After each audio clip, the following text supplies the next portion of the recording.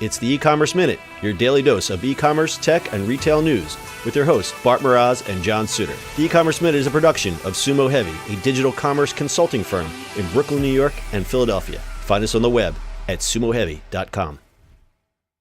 This episode of the E-Commerce Minute is brought to you by Frameology. Frameology is simple, beautiful framing for the photos you love. Pick a frame, upload a photo, done. Start shopping at frameology.com. It's E-Commerce Minute, episode 356. In today's episode, eBay launches holiday toy catalog. This holiday season, eBay is following Amazon's lead and releasing a holiday toy catalog. The online retailer is putting out a toy book with the hottest gifts this year, as well as listings for rare and retro playthings from your childhood. eBay will be mailing the physical catalog to millions of homes, with 4 million smaller versions of the catalog inserted into People magazine on newsstands and sent to People subscribers. The catalog can also be viewed online. eBay also had an interactive pop-up shop this month called Toytopia at the Chelsea Market in New York City, where kids could come in and play with the toys on display. eBay joins the ranks of Amazon and Target, which have stepped up to print physical toy catalogs this year. All are aiming to fill the void left by the absence of the now shuttered Toys R Us chain, which captured over $1 billion in toy sales. As competition for the holiday toy dollar heats up, eBay's vast selection of rare, vintage, and nostalgia items for sale on their marketplace makes them stand out from the other catalog offerings from retailers like Amazon and Target this holiday season. eBay is me too. So another catalog, huh? Yeah. Wait, isn't there site a catalog? Basically. So there's also a PDF available, which we'll link on our website, ecommerceminute.co. You can look at the catalog. It's pretty basic. eBay has rolled out their new corporate identity, which has a lot of blocks of color and it kind of follows the blocks of color that are featured in their logo. Yeah. What's a little confusing is they're mixing just kind of, your general hot toys next to a 1967 DC Justice League game set, which costs $6,000. You have like a nice toy truck next to a $100,000 Magic the Gathering card. So there's a lot of like weird, rare stuff there. I don't know how many of these rare items are available, but I can bet you if I went to go look for like $25,000 life-size Lego Batman, it was sold out. I'd be pretty upset because eBay deals in a lot of rare and onesie-twosie kind of things. Yeah, I don't know. It's kind of... You're mad on this one? Yeah, I get it. Like, I know you like those catalogs. That was the greatest thing ever, but are kids actually going to look at this stuff? I mean, I don't know. I feel like, maybe some nostalgic things, and it's like, great, but I don't know.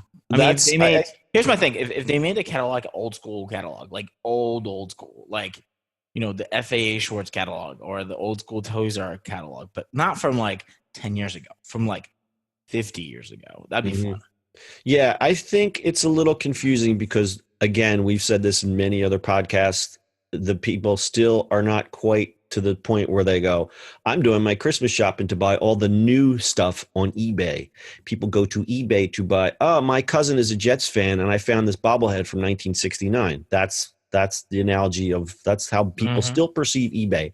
And they are still trying to be that Amazon Me Too, but also be an auction site. And with this catalog, I don't think it proves that they're either, because you look at each page of this catalog, and this is strictly a design and marketing observation, is that it doesn't really show me that you're either. It's just like you're looking at this toy catalog, and if you were kind of casually glancing, it's on your kitchen table and you're having a bowl of cereal and you're looking like, oh yeah, here's a truck for $20. Why is this thing $6,000 next to it? Like, it doesn't really convey. No, not at all. I think if eBay just said, yes, we are the place for collectibles, here's a catalog for this. We are also a place for new toys. Here's a different catalog, and maybe figure out your market segments and say, we're going to do 2 million catalogs here, but only 500,000 here, strictly to people who we feel may be in the collector's market. But, how you find that kind of mailing list these days, I don't know. But that to me seemed like be the more obvious way to do it. And maybe I'm not seeing it right. Yeah, I don't know. It still remains to be seen. And I understand what they're doing, because everyone wants a piece of that Toys R Us $1 billion that's just kind of hanging out there.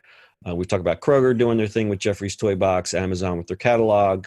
The thing that some of these retailers have, like Amazon, did a few pop-ups in Europe. Got Walmart. They've expanded their toy selection by 30%. Target, they're expanding the space they're allowing for toys. So everyone's really trying to go for that toy dollar, which is very lucrative and just kind of hanging out there because there's no more Toys R Us. Yeah, well, we'll see how this pans out for them this holiday season. Yeah. So I mean, eBay is nothing. It's I think we're a little hard on eBay, but they have 177 million active buyers. Mm-hmm. And there's 1 billion listings. Now, probably a good percentage of them are for like empty aspirin bottles and collectible Jets bobbleheads, but that's still 1 billion things that people can buy. And I know that people who are really into collectibles, eBay is still the place to go. So we'll keep an eye on that one, see if the numbers come in after the holidays and see if they have a little spike or anything like that. Bart, do you have anything to add? Nope. All right. You can find full show notes on our website, ecommerceminute.co. That's your e-commerce minute for today. We'll see you on the internet tomorrow. Still mad on eBay.